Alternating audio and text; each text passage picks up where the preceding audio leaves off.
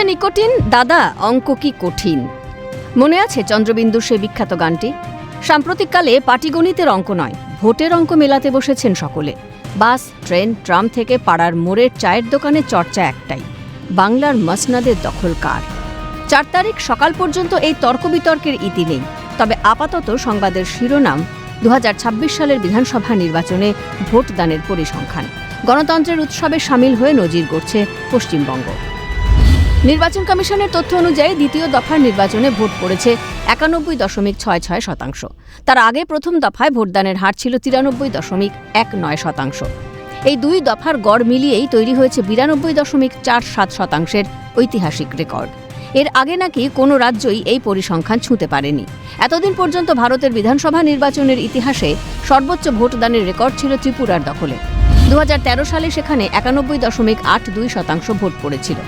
ইতিহাসের পাতায় আরও একটু চোখ রাখলে দেখা যাবে 1993 সালে নাগাল্যান্ডে 91.53%, 1995 সালে মণিপুরে 91.41%, 2008 সালে মেঘালয়ে 88.99%, 2024 সালে অরুণাচল প্রদেশে 82.29% সর্বোচ্চ ভোট পড়েছিল। অন্যদিকে পশ্চিমবঙ্গে বিধানসভা নির্বাচনগুলির দিকে তাকালে দেখা যাবে 2021 বিধানসভা নির্বাচনে মোট ভোটদানের হার ছিল 82.3%। 2016 বিধানসভা নির্বাচনে রাজ্যে মোট 82.2% ভোট পড়েছিল। 2011 সালে ভোটদানের হার ছিল 84.33%। এসআইআরের পর বিহারে ভোট পড়েছিল 64.66%। এমনকি 2026 সালে যেসব রাজ্যে বিধানসভা নির্বাচন হয় তার মধ্যেও রেকর্ড ভোট পড়েছে পশ্চিমবঙ্গে। অসমেও ভোট পড়েছে 85.38%। পুদুচেরিতে ভোট পড়েছে 91.23%। তামিলনাড়ু ও কেরালামে যথাক্রমে 84.69% ও 78.27%। বলা বাহুল্য, দেশের ইতিহাসেও ভোটদানে পশ্চিমবঙ্গের হার সর্বকালীন রেকর্ড গড়েছে। শুধু ভোটদানের হারের রেকর্ড নয়, বাংলায় মোটের ওপর নির্বাচন ছিল শান্তিপূর্ণ। বিক্ষিপ্ত কিছু ঘটনা ভোটের বাজার গরম করলেও মৃত্যুহীন নির্বাচন দেখল বঙ্গবাসী। গোলাবারুদের শব্দ কানে আসেনি নির্বাচনের দিনগুলিতে। সেক্ষেত্রে দাঁড়িয়ে বিশেষজ্ঞরা বলছেন, নির্বাচন কমিশন সফল হয়েছে, এখন অপেক্ষা ফলাফলের। ইতিমধ্যে ভোটের ভবিতব্য নিয়ে কাটাছেঁড়া শুরু হয়ে গিয়েছে।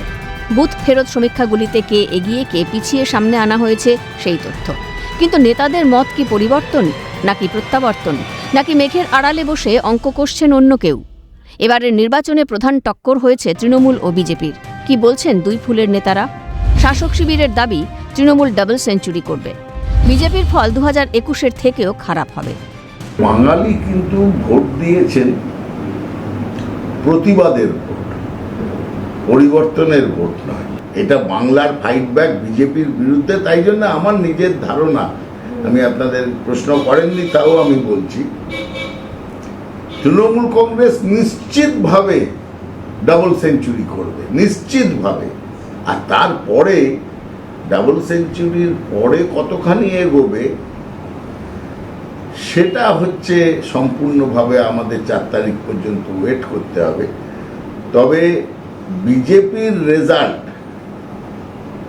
2021-এর থেকেও খারাপ হলে আমি আশ্চর্য হব না, আরো খারাপ হওয়ারই কথা। বিজেপির দাবি এবার রাজ্যে পালাবদল, ক্ষমতায় আসছে বিজেপি।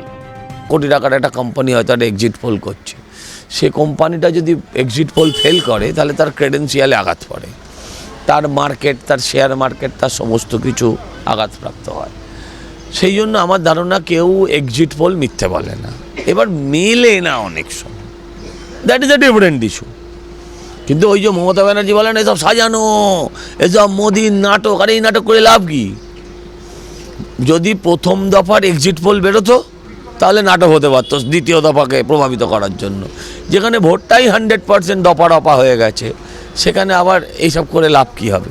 বিভিন্ন নির্বাচনে ভোট দিতে পারেনি, সে ত্রিস্তর পঞ্চায়েত হোক, কর্পোরেশন হোক, মিউনিসিপ্যালিটি হোক, বিধানসভা হোক, লোকসভা হোক, সেই সমস্ত মানুষ ভোট দিয়েছে এবং তৃণমূলের প্রতি ঘৃণায় মানুষ ভোট দিয়েছে। বিজেপি সরকার গঠন করছে, বিজেপি সরকার গঠন করছে। কতগুলো আসন নিয়ে আসতে পারে? 168 থেকে 174।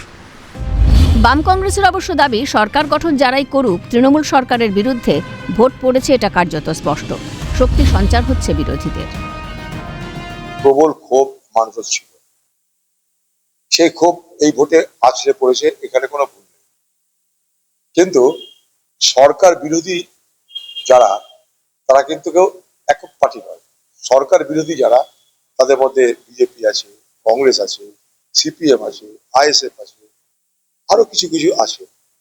স্বাভাবিকভাবে বিরোধী ভোট তো বেশি হবেই। মমতা ব্যানার্জি যদি 40টা ভোট পায়, বিরোধীরা 60টা ভোট পেয়েছে। মমতা ব্যানার্জি যদি 30টা ভোট পায়, বিরোধীরা 70টা ভোট পেয়েছে। সেই 70টা টুকরো হয়েছে, ফ্র্যাগমেন্টেড হয়েছে, তার মধ্যে অনেকে ভাগিদার আছে। সবগুলোকে মোকাবেলা করে এককভাবে মমতা ব্যানার্জির ভোটের থেকে বেশি ভোট সিট অনুযায়ী কারা পাবে, সেটা কিন্তু জটিল অঙ্ক। তবুও আমার মনে হয়েছে যে সেকেন্ড ফেজের ভোটে একটা বড় অংশের মানুষের ভোট বিজেপির পক্ষে গেছে। এক্সিট পোলের পারপাস হচ্ছে exit you out of your thought process. সুতরাং উনি আমি কোনো মন্তব্য করি না। বিকাশদা, এটাই জানতে চাইবো, আপনি নিজেই বললেন এবছরের ভোট যতটা শান্তিপূর্ণভাবে হয়েছে বা যেভাবে হয়েছে, এটা লাস্ট হয়েছিল হয়তো 2011-তে। তখন তো একটা বিশাল পরিবর্তন হয়েছিল। এবার কি মনে হচ্ছে?